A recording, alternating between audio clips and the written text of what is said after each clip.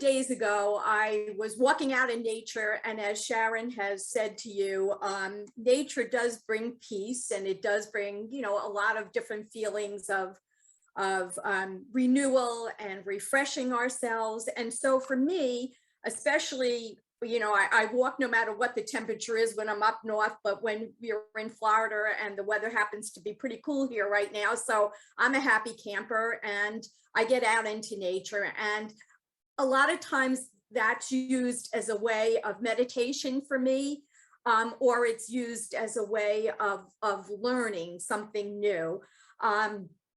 Sometimes sitting in meditation here quietly, because I'm quite verbal, is not always easy because I can't always turn off the brain the way I want to. So I find that walking in nature, besides being meditative, at times can be a real learning experience for me. And the other day I went walking and I had my new phone with me, so I have every access to everything on there at this point now. And I said, you know, what do I want to learn about now? What do I want to know about? And the word harmony came into my head. So because we're a generation where we can Google anything, we can YouTube anything, there's nothing we can't find, I put in harmony in life, and I came up immediately with on YouTube with a gentleman who was actually a pastor of a church in California, who was talking about harmony in life. And it was perfect because it was 46 minutes. And I wanted to walk for somewhere around 45 to an hour. So I knew that I could listen to his whole talk, and it really worked out well. So what I want to do is tell you a little bit about what his thoughts were, but I want you to apply it to spirituality. I don't want you to be thinking Christianity. I don't want you to be putting it in terms of any other type of religion other than your spiritual self. So that's where we're going to listen to some of the things he has to say, but listen to it as spiritualists. So the first thing he comes up with is the fact that when he was in high school, he joined an a cappella group. It was 16 people, and they were different ranges of voices. So it could have been like tenors. I don't know much about, you know, all of this, but tenors and basses and altos and whatever. And I had never realized this, but I always thought that harmony was everybody singing together, the same note. And that's not what harmony in music is. For those of you who are very musically inclined, you would know this. I'm embarrassed to say I did not. Harmony is about everybody in a group singing a different note, but letting their voices blend together. And he goes on to say that these different notes, and we could apply it to ourselves and humanity, these different notes are everybody singing their note perfectly. When there's a little squeak in there, or, you know, somebody's voice is not what it's supposed to be, it throws what is the most important part of harmony is the song. It's never about the individual voice. It's about what it brings together to bring the song, the general song, or what I could say, you know, the whole purpose. So in that, he was saying, you know, you think of melody is when everybody sings the same note. Harmony is when different notes are sung, but it blends together. Again, I'm repeating that, blends together to bring this beautiful sound, this beautiful harmony. So he goes on to talk about what in life we need to create harmony. And with the same musical theme that we started with, he talks about, do you remember the movie years ago, Mr. Holland's Opus? So I got very excited when I heard that, because that was one of my favorite all-time movies. And no matter how many times I saw it, it could reduce me to tears. It really did, because it was just a beautiful story about a beautiful person finding himself. And he goes on to say that Mr. Holland's point in his life, what he was trying to create, was the greatest musical composition That was what he was gearing his life towards. But life entered into it. And what happens during that time is he gets married, he has a child, things change because he's getting older, and now he needs to get a full-time job that will help him through this part of his life. In doing that, he lets go of the fact of having the time to create this incredible composition. So as you remember, if you remember the story, he starts to think of himself as a failure in that way. And in truth, as years go on and the music program is going to be discontinued, he is honored by a group of his students over a period of, I don't even remember, maybe somebody does 25 years, 30 years, I don't even know, who come back to show him that the harmony that he wanted in his life and what he wanted to create was really about the individual students. They were all his notes. They were all going to create his harmony. So that became very interesting to me, because then as we go further thinking about that, is that, and this pastor from the church explains that harmony in life and opus, your opus, are very important. And especially I find for me as getting older, I keep saying, what is my purpose in life? I'm not working anymore. I've raised my children. Ken and I just kind of play. I don't know about the rest of you. I know a lot of you are still working, but we play. And you would think how wonderful. We have time to just play. But then you begin to say, is that enough? Is that enough to know your purpose in life and to create your opus? So the pastor goes on saying that your opus is really not about things. It's not about what you created, but the people you invested in, the people who you've surrounded yourself with, the people who have learned something from you, or you've benefited them in some way. And I was like, you know, I really like that, because for me, if I take that in, I understand that I didn't have to have the best career. I didn't have to play a musical instrument. I needed to be the best person I could be, to give to others, to accept from others. And I like that. I felt very proud of myself, because I think, wow, you know what? I have been a good friend. I have reached out to other people. So that was a high for me when I heard him say that your opus is really about who you surround yourself with. So then he goes on and describes the fact of,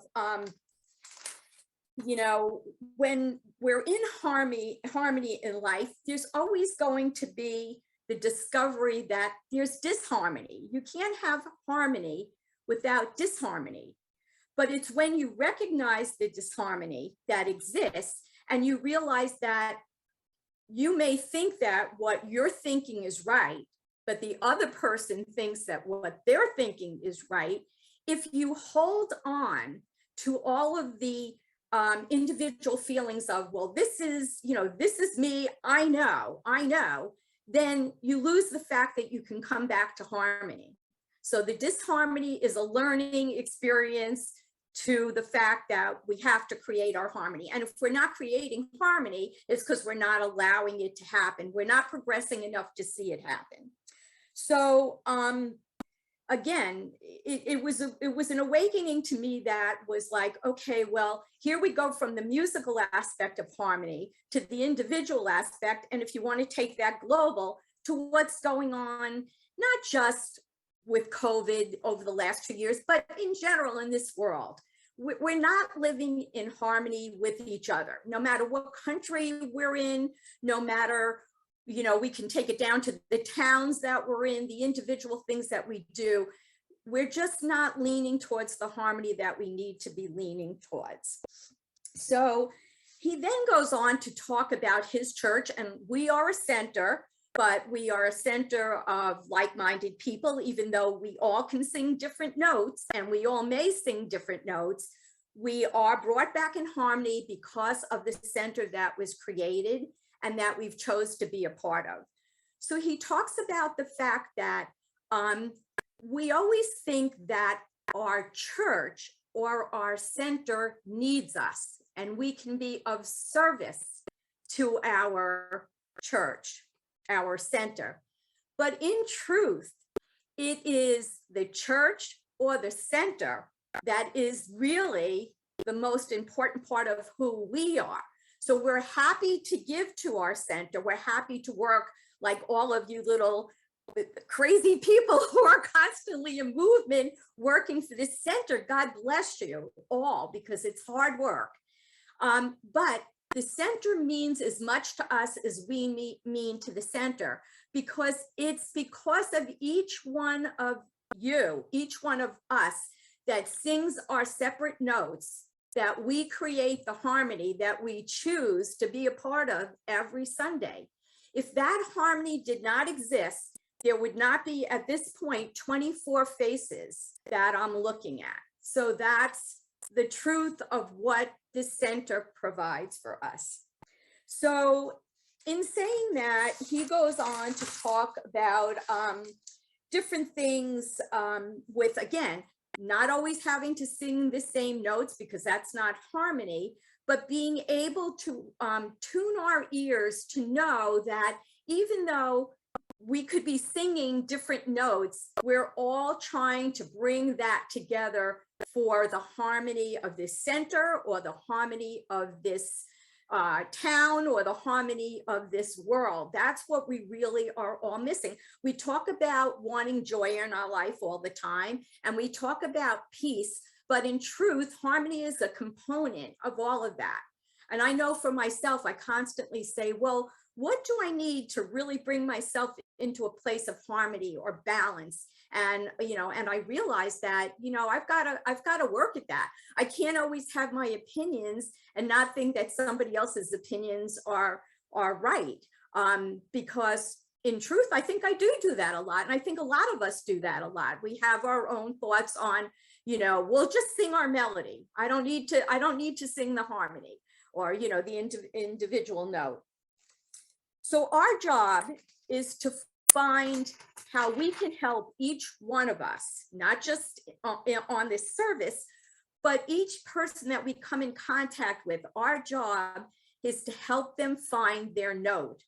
And I know that there are times when I interact with my children and I want them to listen to my note, and my note has nothing to do with their agenda whatsoever. And so in order to create harmony within our home, within our personal life, I've got to give up and let go, which we were talking about today, of what my individual melody is, and embrace their note so we can create harmony. So I wanted to bring that around to now bringing it more towards our center. And have we created that harmony? And I think as a smaller center, we can applaud Sharon, we can applaud Bill, we can applaud all the people who work so hard to provide this harmony, because without this, and I'm going to take it down to 2 years, without what we have right now, I don't think any of us would have the harmony that we have in our life if we didn't have this every Sunday, even on our Zoom calls, even like this, it would be easier to find your harmony as you're patting each other on the back in the church, in the facility itself, but to create harmony where we can look at each other and know that we have this song that we're singing together is really an absolute blessing. And we're doing it with tiny pictures, not with pat on the backs, not with hugs, and not with kisses. So I think we are blessed to be able to say that we are part of this center. So going a little bit further with that, I had talked to Sharon, or sent her a text message the other day, and I said, does the ISC have, separate principles? Do they have a mission statement? I think you offered up to me, Sharon, that it was a mission statement. And I'm going to read you the mission statement if you'll bear with me for a second, because you know what? I now have to change glasses. It's like being Superman, only my eyesight is one glass to the next.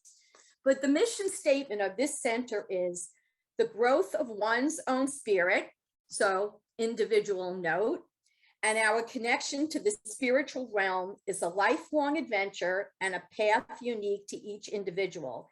It reflects our commitment to treating each person as an individual, again, as a note, while fostering a supportive group environment in all that we do, which is harmony. So I found that so refreshing to be able to look up on our website what our mission statement is, and to see how we have tried and are doing well creating harmony for everybody who chooses to be part of this service on this center. And then it goes on to say in the website, diverse, inclusive, accepting, welcoming, safe space for everyone. Again, harmony, the greatest way to express what harmony is. So I felt very comforted in knowing that while the reverend or pastor of that church was telling his people how to find harmony, he was doing it through a church service, through speaking about Jesus, through basically bringing it around to religion, where I could apply it to our spiritual center with the same heartfelt feeling that what we have created is harmony for each other. We each are allowed to speak our note, to sing our note, but it blends together and creates harmony. And with that, I think that we're all really, really blessed. I know we're coming on our 10th anniversary of being together. Some of us are newer, some of us have been here longer, but whether you're a new person to this center, or you've been with us a while, you find your comfort and you find the harmony in each other. And I just wanted to say how much that I appreciate that. So I thank you, Sharon. Please pass that on to Bill.